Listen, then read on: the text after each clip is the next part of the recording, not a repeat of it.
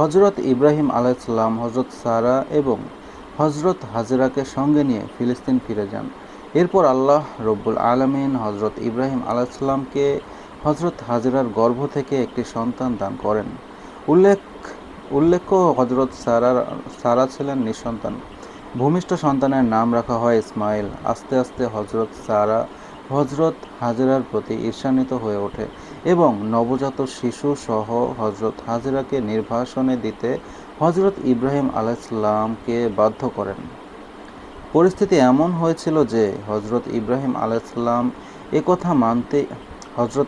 আলাইহিসসালামের একথা মানতেই হয় এবং তিনি হজরত হাজেরা এবং হজরত ইসমাইলকে সঙ্গে নিয়ে মক্কায় গমন করেন। বর্তমান যেখানে কাবাঘর রয়েছে সেই ঘরের কাছে হজরত ইব্রাহিম আলাইহিসসালাম স্ত্রী পুত্রকে রেখে আসেন।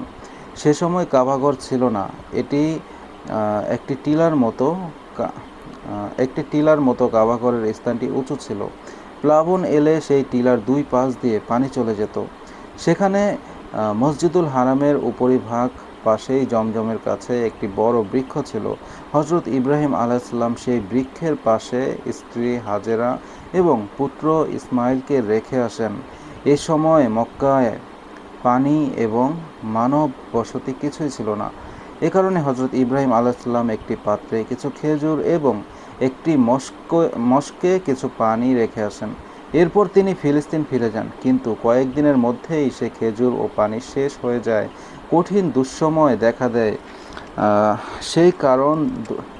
সেই করুণ দুঃসময় আল্লাহর রহমতের ঝর্ণাধারা জমজমের রূপ প্রকাশ লাভ করে।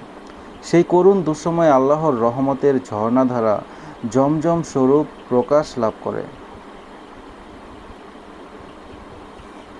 এবং দীর্ঘদিন যাবৎ বহু মানুষের জীবন ধারণের উপকরণ হিসেবে ব্যবহৃত হয়। এর বিস্তারিত বিবরণ মোটামুটি সবার জানা।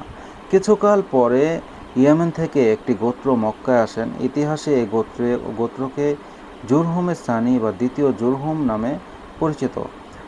এই গোত্র ইসমাইল আলাইহিসসালামের মায়ের অনুমতি নিয়ে মক্কায় বসবাস শুরু করে। বলা হয়ে থাকে যে এই গোত্র আগে মক্কার আশেপাশের এলাকায় বসতি স্থাপন করেছিল। উল্লেখ্য রয়েছে যে এ গোত্রের লোকেরা হজরত ইসমাইল আলাইহিসসালামের আগমনের পর এবং তার যুবক হওয়ার আগে জমজমের জন্য মক্কায় আসে।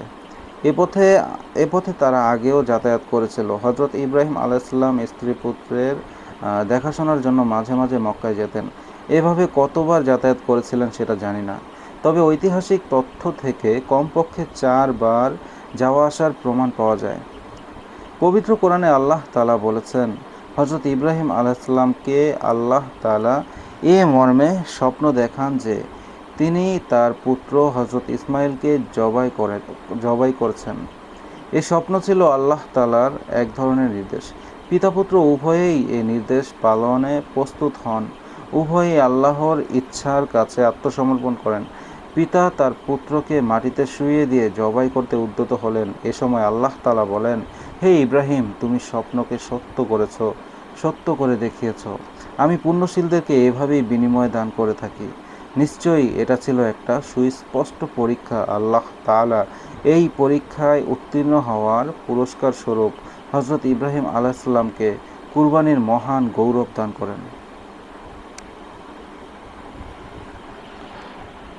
প্রিয় দর্শক, আসলে আর রাহিকুল মাকতুম বইটি পড়ছিলাম, তো পাশাপাশি আপনাদের সাথে একটু শেয়ার করা। এই বইটি যতটুকু পড়েছি আপনাদের কেমন লেগেছে অবশ্যই বলবেন। ভালো লেগে থাকলে অবশ্যই আরও পড়ে শোনানোর চেষ্টা করব ইনশাল্লাহ। সকলে ভালো থাকবেন, আর ভিডিওটি ভালো লাগলে অবশ্যই একটি লাইক দিয়ে দেবেন। চ্যানেলটিকে সাবস্ক্রাইব করে আমাদের পাশে থাকার চেষ্টা করবেন ইনশাল্লাহ। আসসালামু আলাইকুম ওয়া রাহমাতুল্লাহি ওয়া বারাকাতুহু।